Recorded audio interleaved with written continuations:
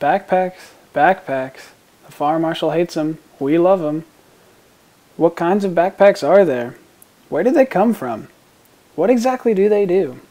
All these questions may be answered in this documentary. Functional backpacks. They're really good at carrying things. They've got straps and lots of pockets. They're not that pretty though. But I guess you could carry a baby in them if you wanted. Artsy backpacks. They're not that functional, but they're pretty. Outdoor backpacks. They're rugged. They carry a lot. Yeah. Ancestors struggled to carry anything. They used their hands or their heads and miserably failed.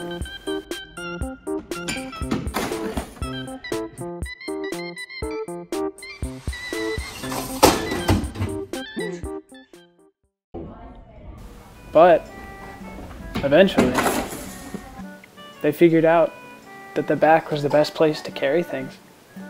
They used straps and sacks of different kinds to carry all their materials. At first, backpacks were made out of crude things like wood or bone and cloth. But as time progressed, backpacks evolved alongside us.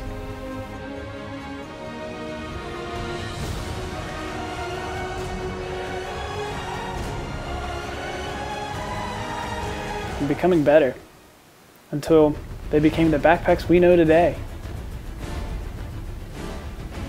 They serve a lot of functions, as we know, but some are less orthodox. They can save lives.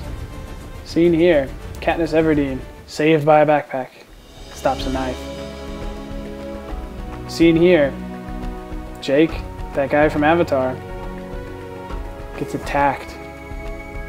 But his backpack heroically sacrifices itself so that he can get away. Without this backpack, this man surely would be dead.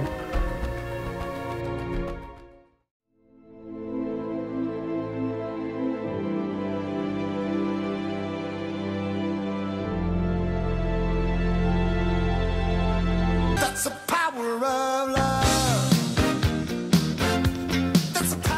Thank you for listening. It's been a blast. I learned about backpacks. I hope you did too. Now, that's about all the time we have. Thanks for listening, even though you had to. That's enough talk out of me. Here, I pass it on to the experts, so you can learn even more about backpacks.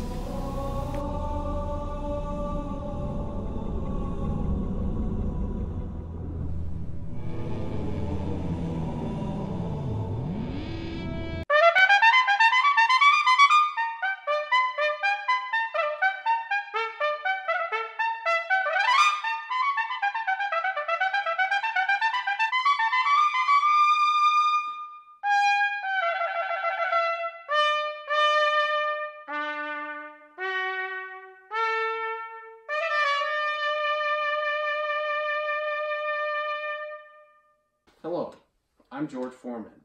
Tonight we have with us Jack Julo, the writer of a work called An In-Depth Analysis of the Backpack. Welcome, Jack. Thank you. Great to have you. But we have with us a real celebrity, the Backpack.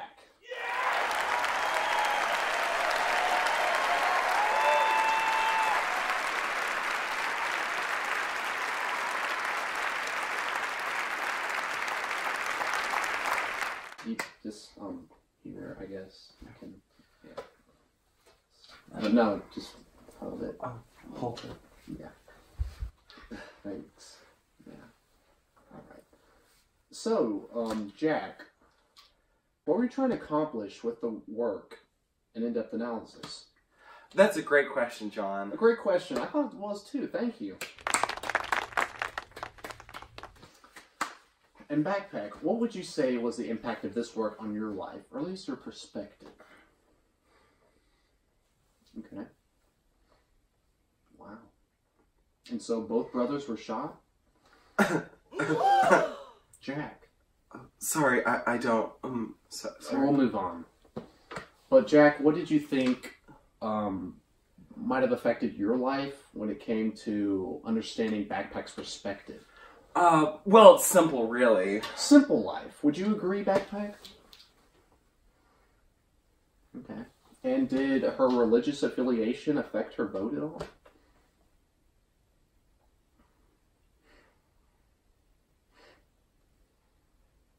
And he cut it off himself?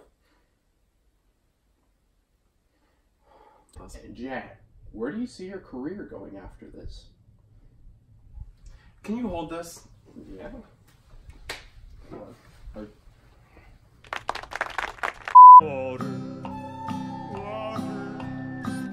Thank you all for coming. Catch us next week when we talk about the Nixon presidency and why he did nothing wrong.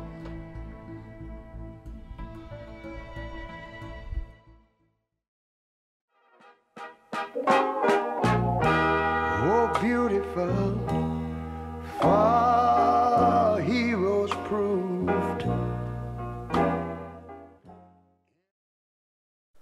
Backpacks have been an important part of the legislative process, as well as government function in general, even if unknowingly.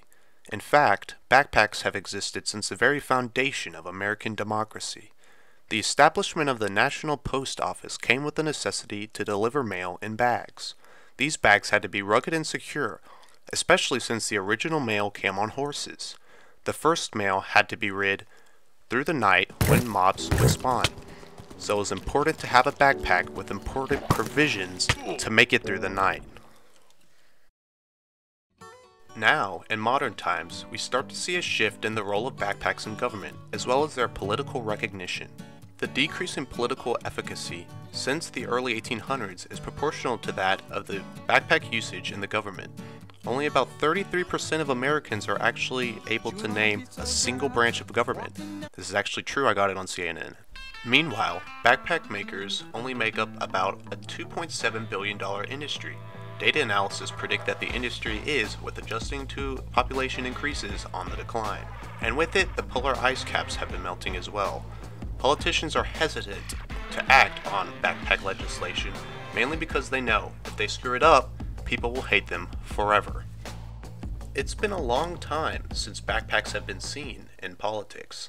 The last president to be wearing a backpack was actually President Lincoln, who was wearing a backpack when he gave the Gettysburg Address shortly after the Germans bombed Pearl Harbor. It is no doubt then that Lincoln was targeted by an anti-backpack group and became a martyr for his beliefs. So, what are government officials, economists, and industry leaders doing to help bring back the ice caps, increase political efficacy, and restore the backpack industry? Good question. The future of the world seems to dangle from the straps of backpacks. We search for the answers to life's questions far out beyond the horizon, but the truth is, the answer has been right behind us all along. The future of backpacks can never be set in stone.